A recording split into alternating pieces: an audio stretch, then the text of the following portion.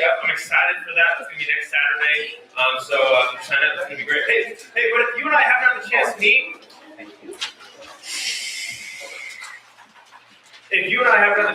my name is Johnny. I'm on staff here, and what we're about to do is we're about to head into what we call a time of teaching. Now, before we get into that, hey guys, I see you.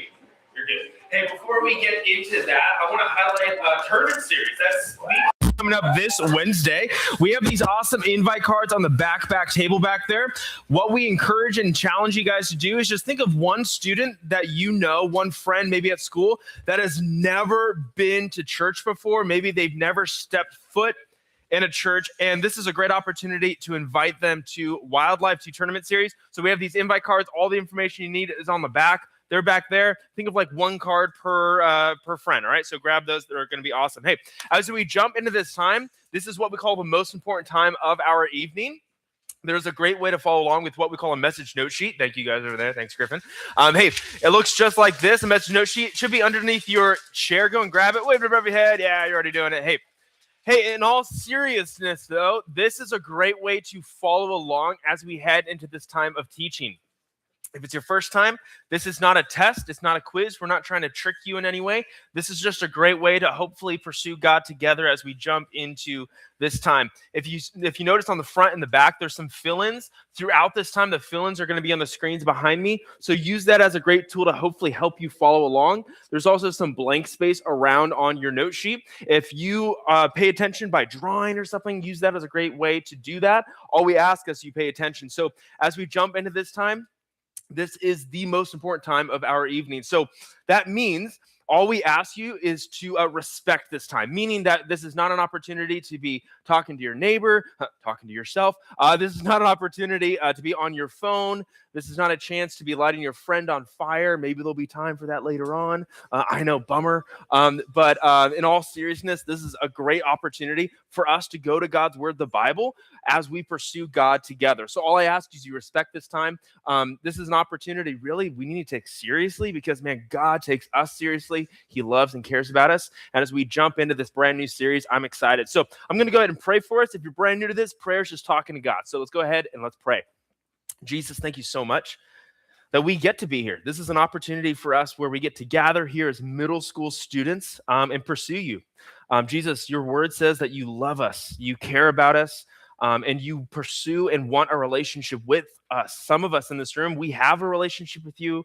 We pursue a relationship where we get to know you and learn how to live for you and to please you. But others of us in this room, we haven't gotten there yet. Maybe we still have a lot of questions about the Bible, about Jesus, about religion, like whatever it is. Some of us in this room, we're just not there yet. So wherever we're coming from this evening, Jesus, I just ask for the power of your Spirit. Would you be with us? Would you guard our hearts and our minds as we learn to follow you? So Jesus, we love you. It's in your name. We all said, amen. Hey, I still remember when my life changed forever. As I'm saying this out loud, you would think when I got married or when my twins were born. No, it was the day I saw probably the best film ever, known as The Empire Strikes Back. Has anyone ever seen this movie before?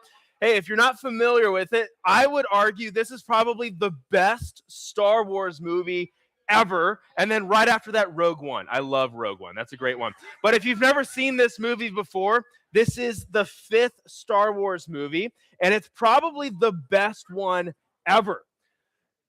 The reason for that, it has so many things for it. It has action, it has lightsaber battles, it has romance. It has so many great parts in this movie, but this movie has a huge plot twist. Now, if you're not familiar with what a plot twist is, it's not there in your note sheet, but here is our definition for a plot twist. It's this, is that a plot twist is when the story takes an unexpected turn, meaning you think you are going one way in a story or in a movie, and then a plot twist happens and it just changes everything.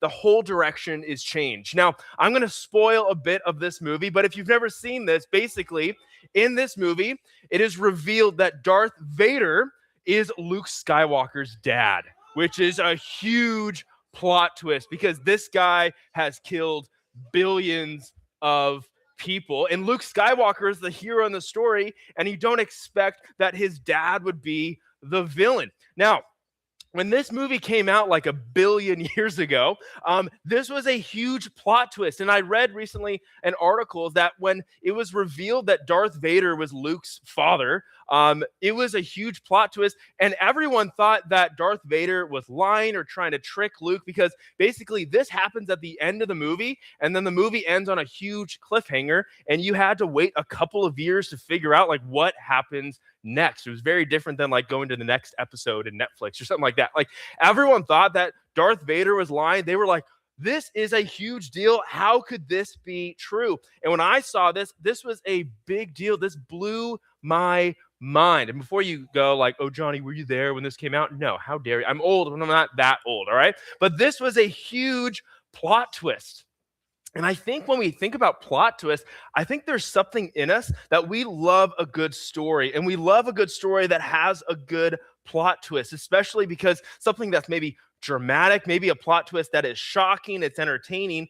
We love a good plot twist, except when it happens to us. Like, think about it. Have you ever gone through your life, you're going to English class at school, and something happens that day that totally makes the entire day different than how you expected it to go? That we love a good plot twist, except when it happens to us, because when it happens to us, it doesn't feel cool. It doesn't feel dramatic. If anything, it feels painful. That we love a good plot twist in a movie, but when it happens to our lives, we don't like it because it can be painful. That maybe for some of us in this room, a real life plot twist is something like this, that maybe it's someone you trusted lies to you. Maybe others of us, it's when you get left out, someone talks about you behind your back. The list can go on and on. A plot twist is when the story takes an unexpected turn. And again, we love a good story that takes an unexpected turn when it has a plot twist. But when it happens to us, it's not fun. It's painful. And in a movie, man, we lean in when that happens. When there's a huge cliffhanger, like, whoa. But when it happens to us in our own lives, we shut down. And that is exactly what happens with a character in the Old Testament of the Bible known as Joseph. And what we're going to see in this part of Joseph's story is that there wasn't success, there wasn't victory, there was betrayal. Now, by a show of hands, who has a sibling, older or younger, in this room? Okay, awesome. Just because I'm an only child. Any only child in here? Yeah. We rule the world. Anyway, but hey, if you have a sibling, older or younger, you could probably relate a lot to Joseph's story. You see, we are starting a brand new series called Plot Twist. And what we're going to be doing in this series is what we're going to see is that when life flips the script, God is still writing the story, meaning that when life doesn't go how you thought it should or how it planned out, we're going to see that God is still at work in our story. And what we're going to see in the life of Joseph is that this happened a lot in Joseph's life. So I'm going to invite you to open up your Bibles. We're going to be in the first book of the Bible, known as the book of Genesis, and we're going to be starting in chapter 37. Now, as you're turning there, what we're going to see in Joseph's story is it's full of betrayal, temptation, patience, and ultimately restoration. And there's a lot of twists and turns in his story. So we're going to be in Genesis chapter 37. We're going to be starting in verse 1.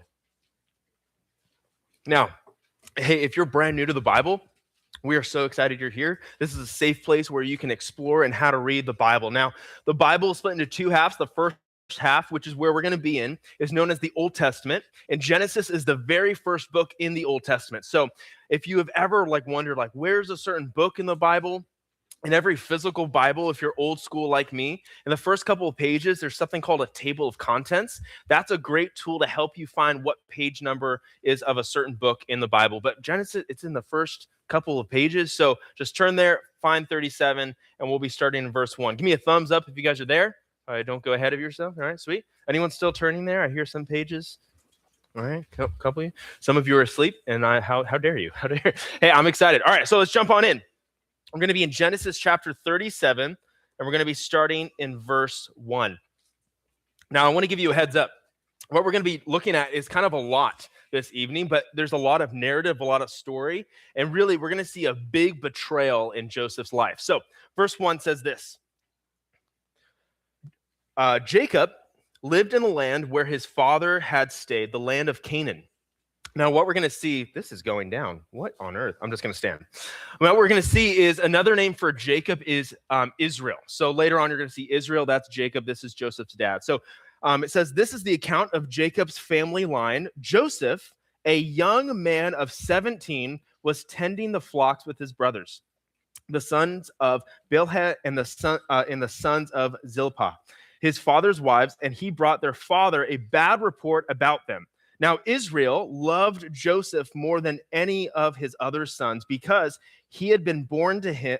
In his old age, and he made an ornate robe for him. So a very colorful robe, which is very uncommon in this time in history.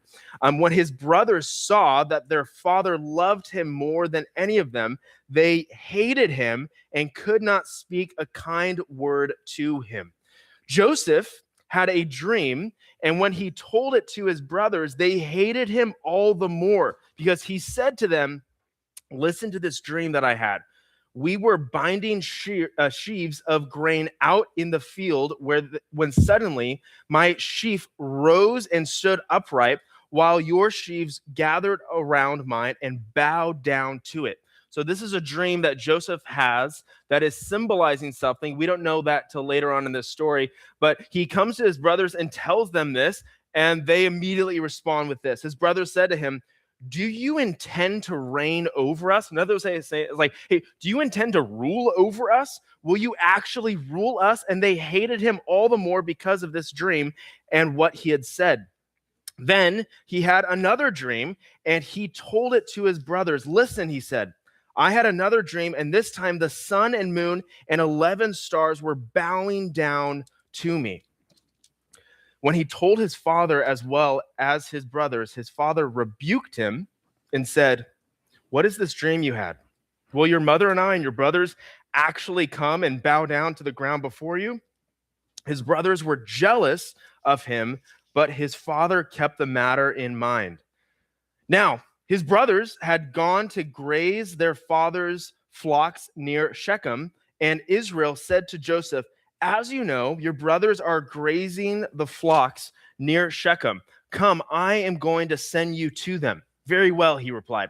So he said to him, go and see if all is well with your brothers and with the flocks, and bring back word to me. Then he sent him off to the valley of Hebron. When Joseph arrived at Shechem, a man found him wandering around in the field and asked him, what are you looking for? He replied, I'm looking for my brothers. Can you tell me where they are grazing their flocks? They have moved on from here. The man answered, I heard them say, let's go down to Dothan. So Joseph went after his brothers and found them near Dothan, but they saw him in the distance, and before he reached them, they plotted to kill him. Kind of escalated very quickly. Talk about a plot twist. Like, could you imagine, like, you haven't seen your brother in like a day or something like that, and then you see him, you're like, I'm going to kill him. Whoa, that's crazy. Here comes that dreamer. So they're starting to mock him. They said to each other, come now, let's kill him and throw him into one of these cisterns, kind of like a well. And let's throw him into a cistern and say that a ferocious animal devoured him. Then we'll see what comes of his dreams. Basically, they're like, let's get rid of this guy because he says he's going to rule over us. Like, let's just take him out of the picture. Now, when Reuben heard this, he tried to rescue him from their hands. Let's not take his life, he said. Don't shed any blood. Throw him into this cistern here in the wilderness, but don't lay a hand on him. Reuben said, this is to rescue him from them and take him back to his father. So one of the brothers is like, hey, let's not kill him. Because like, that's where we draw the line. Let's not kill our brother. Let's just throw him down a well. Like, okay, all right. So when Joseph came to his brothers, they stripped him of his robe, the ornate one he was wearing, and they took him and threw him in the cistern. The cistern was empty and there was no water in it. So imagine like you're one of the brothers and you're like, let's not kill him. Let's just throw him down a well. There's probably water in the well. And you throw him in there and you just hear a thud and you're like, there wasn't any water in the well. Like, he probably broke a bone or something pretty intense. As they sat down to eat their meal, okay, the Bible's hilarious. Let's not kill our brother. Let's throw him down a well, and let's eat something after. Like, okay. It's like, all right, now that we got rid of him, where's the Chick-fil-A? All right. As they sat down to eat their meal, they looked up and saw a caravan of Ishmaelites coming from Gilead. Their camels were loaded with spices, balm, and myrrh, and they were on their way to take down to Egypt. Judah said to his brothers, "What will we gain if we kill our brother and cover up his blood?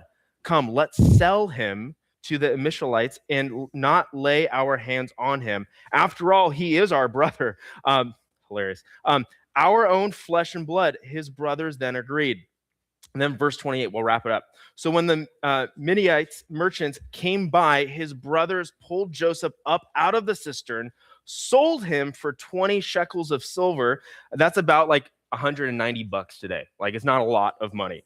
To the Ishmaelites, who took him to Egypt. Now, that's where we're going to pause here this evening. Eventually, so they sell Joseph to these merchants that are going to Egypt, and then eventually these merchants then sell Joseph off into slavery to Egypt. So anyway, this is the story we are starting this series with. This is a crazy story. A bunch of brothers that are incredibly jealous, angry, and upset at their younger brother Joseph. So what they do is they plan to take him out. And Joseph is experiencing all of this, and this is a huge plot twist. Like, if you're here and you have a sibling, older or younger, you probably don't expect your sibling to sell you off into slavery or even try to kill you or even throw you down a well. Maybe some of you think that. But for the most part, like, none of us think about that when we think of our siblings. So here's what I want us to do.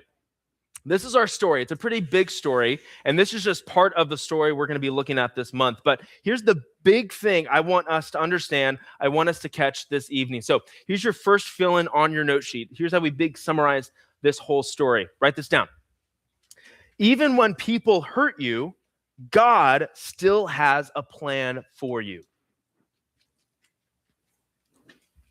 Even when people hurt you, God still has a plan for you. Now, this doesn't mean the hurt isn't real. Like, for Joseph, his story, this deeply hurt. He felt betrayed from his brothers. This doesn't mean the hurt isn't real. It means that the hurt isn't the end of your story. It's not the end of Joseph's story. That would be a huge bummer if that's how Genesis ended. But with the time that we have left, I want to unpack this big thing with 3 key points from the life of Joseph up to this point. So there in your note sheet, your first point is this: Joseph's brothers betrayed him, but God didn't abandon him.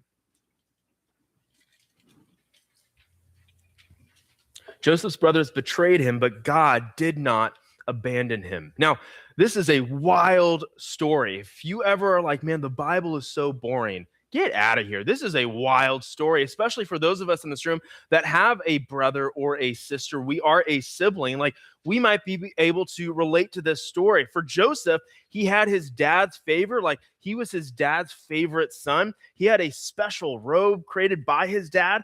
But more importantly, he had these big dreams that God gave to him of significant importance, which we'll talk about later on. But what did Joseph's brothers had? His brothers had jealousy, anger, a huge attitude problem. Again, like, they see Joseph coming off from a distance and they're like, there he is, let's kill him. Like, that's insane.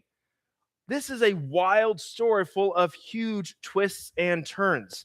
So his brothers ripped off his robe. They threw him down a pit. They sold him for like $190. Like, for some of you, you're like, worth it. But others of us, like, that's not a lot of money to get rid of your brother. That's really, really messed up. And then they lied about him. Later on, we didn't have time to get to it, but later on, they took that robe that they ripped off of him and they put like animal's blood all over it. And when they came to it, their dad, Israel, they were like, man, your son Joseph, he died, and Israel is heartbroken over it. They lied to their dad. Now, this isn't teasing. Like, if any, like, this would be like the worst April Fool's prank ever. Like, could you imagine that? Like, that would be terrible. If anything, this is betrayal. Like, picture this. Picture that you are Joseph. and your brothers attack you, rip off your robes, throw you into a pit, and start eating a meal right out. Like, that's hilarious. But like, imagine you're in the bottom of this pit. It's dark, it's cold, you're alone, you're dirty, you're confused.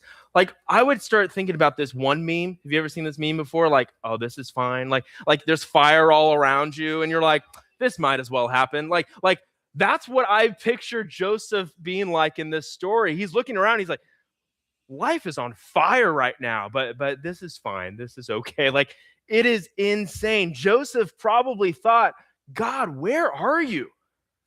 Like, God, what is going on in my story right now? Like, have you ever thought that? Have you ever had a moment when a friend of yours betrays you? Maybe they leave you. Maybe they lie to you. When someone turns onto you, when life just flips upside down. Have you ever been there when you just go, God, where are you right now? Like, life isn't going the way I think it should. Like, what is going on? But the interesting thing about this, in chapter 37 of Genesis, if you notice, God doesn't say anything in this part of the story. God isn't even mentioned in this part of the story. And if you're reading this, especially if you're new to the Bible, you're probably like going like, what is going on? God, where are you? And the thing we need to understand is that God doesn't say a word, but just because there's silence from God doesn't mean God is absent in this story. What's powerful about who God is just because God might feel quiet in our lives doesn't mean he left us. Here's the bottom line. It's not there in your note sheet, but listen to this. God can be working even when you don't see it. Like, even when you don't feel like it, God can be working in your story. So that's number one. Number two is this. Write this down. Other people's choices don't cancel God's calling. Other people's choices don't cancel out God's calling.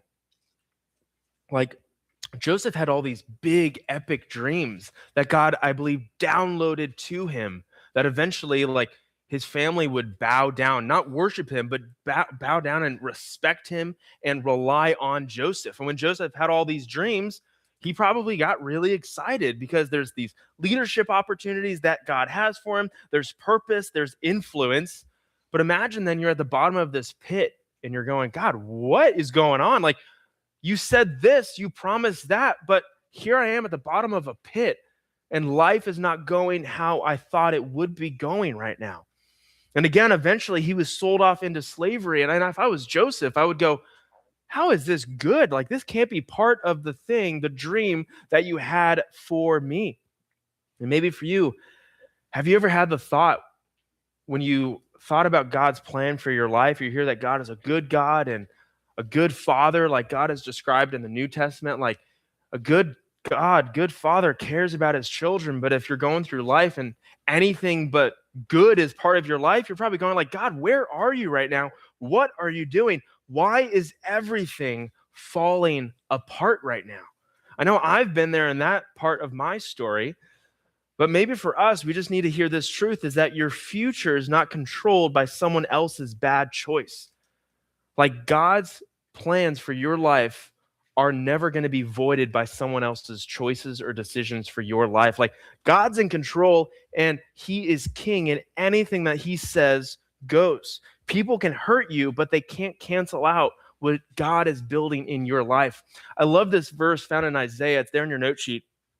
God says this, I say my purpose will stand and I will do all that I please. Like, that's God speaking to Isaiah, this prophet. God is saying, like, I'm in control. Whatever I say goes. And if you were with us this last series, we learned that God is a good king, and a good king can be trusted. God is in charge. Notice how it doesn't say, my purpose will stand unless middle school gets really messy.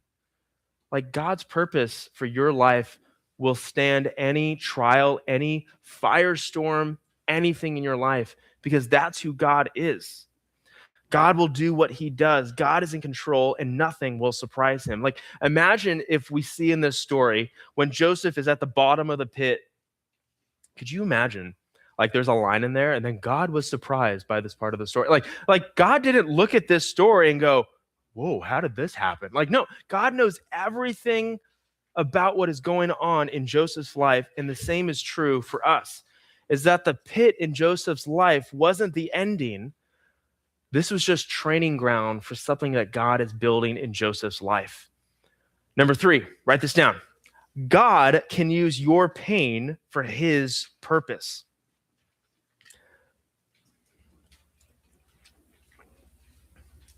God can use your pain for his purpose. Now, hear me. Betrayal is not good. Like, God didn't see this part of the story and call it good. Like, this wasn't a good thing that happened to Joseph. But God is so powerful that whatever happens in our lives, especially if it's super messy, super messed up, God can still use it for his own good and for his own glory. What's amazing is later on in this book of Genesis, the last chapter, the story wraps up where Joseph gets a huge promotion in life where he actually becomes second command of all of Egypt. And we'll talk about that as we get there. But basically, Joseph's brothers end up coming to him in Egypt, and they realize that Joseph isn't dead, and they actually rely on Joseph. And this is an opportunity where Joseph can really get back at his brothers, but he doesn't do that. Listen to this. It's there in your note sheet, Genesis 50:20. It says this. Joseph says, "You intended to harm me." I would take that a step further. You intended to kill me. He's talking to his brothers right now. You intended to harm me, but God intended it for good. Joseph's brothers went out of their way to hurt Joseph, probably so much more worse than any of us could imagine, especially with our siblings. They intended to hurt him. They wanted to kill him. They wanted him to get out of their lives forever. But God used that for good. The bottom line is this: your pain doesn't get the final word. God does. Whatever's going on in your life, guys, it might seem super hard right now, but that's not the end of your story. I love how the Apostle Paul describes this in the book of Romans. It's there on your note sheet. Paul says, "And we know that in all things, God works for the good of those who love him, who have been called according to his purpose." Now, you may never know the why for why things happen in your life. Some of you might be asking God that right now. God, why are my parents fighting all the time? Why don't I have any friends right now? Why am I failing at school? Why is this happening? And the truth is, you may not fully ever understand the why, but you can have the faith and the confidence that God is still good despite what happens in your story, because he's that good. You can trust him. There's a great story in the Old Testament that we're actually going to be looking at this summer. Sorry, 8th graders, you're going to be going off to high school. But there's a great story, a great book called the Book of Job. And this story is an incredible story of bad things happen to this guy, Job. And God doesn't always fully describe to Job why. But man, God is still good despite whatever goes on in our life. So here's the thing I want you to catch. Catch this. The pit in your story is not the end. Some of us in this room, we might feel like we're in a pit. We might feel like we are in a dark pit of destruction. And we're looking around and there's no one there to help us. All of our friends have left us. We feel like we can't open up with our parents. We feel like we can't be open and honest in life group. We feel like we are in this pit and we are deeply alone. Maybe for some of us, we feel depressed. Maybe some of us, we feel anxiety, worry, fear. And we are trying so hard to get out of this pit on our own strength. But what's beautiful about what we call the gospel, the good news of Jesus, is that you can try all you want to get out of this pit. And you might even blame God for putting you in that pit. But the reality is that because of what Jesus has done for us, we don't have to work hard to get out of the pit.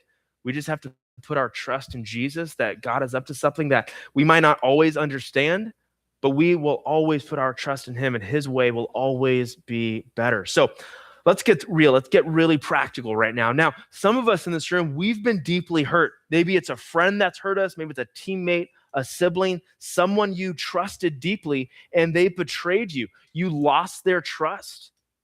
And you might be going God, what are you doing? What is happening? And you might be thinking this question, God, did you forget about me? And the answer is no. Of course, God doesn't forget about us. He's that good. He is so good that he loves us, even though life might be chaotic and crazy. But the plot twist in this story of ours is that God is not done. Like, I don't know your story.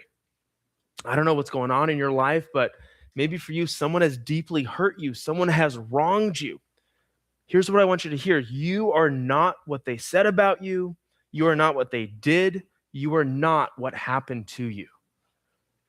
God is still writing your story. And I know in middle school right now, it might feel like your story is coming to an end. You might feel like tomorrow your life is just going to blow up and it is going to be crazy and chaotic. And again, you might feel alone and like no one else is there for you. Hear me. Jesus has an epic plan for your life. I don't always know what that plan is, but I know if Jesus is a part of it, man, you have an epic plan. And if you put your trust in Jesus, you will see what that plan will look like. So here's our action step.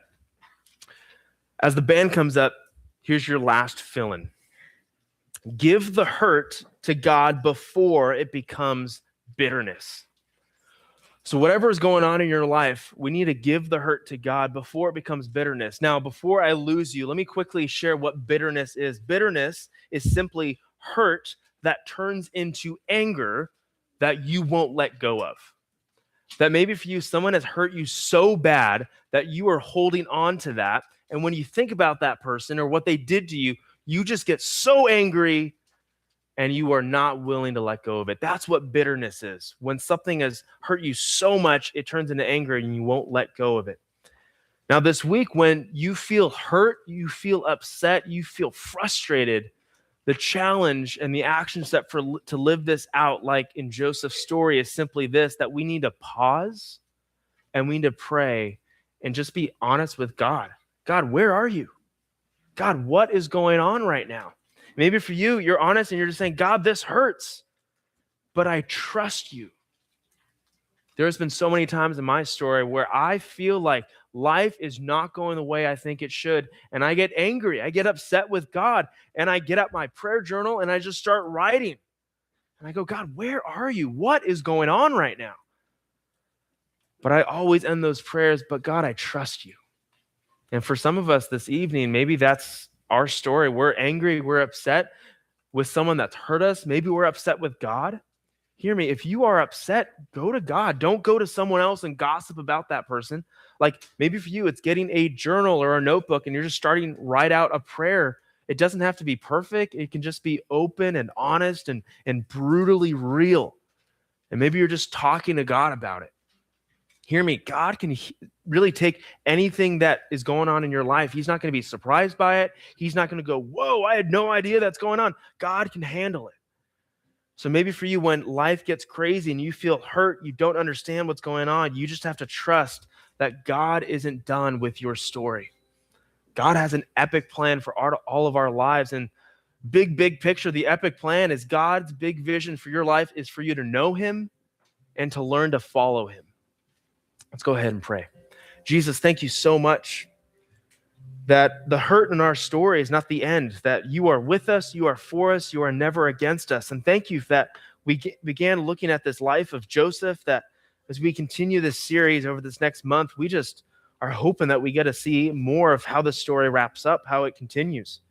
But Jesus, for those of us in this room that have this hurt, this bitterness, this maybe resentment towards someone that's hurt us, that we feel betrayed, Jesus, wherever we're coming from, we just ask that you would help us. Maybe we need to grab a life group leader, a leader in this room, and just process what's going on.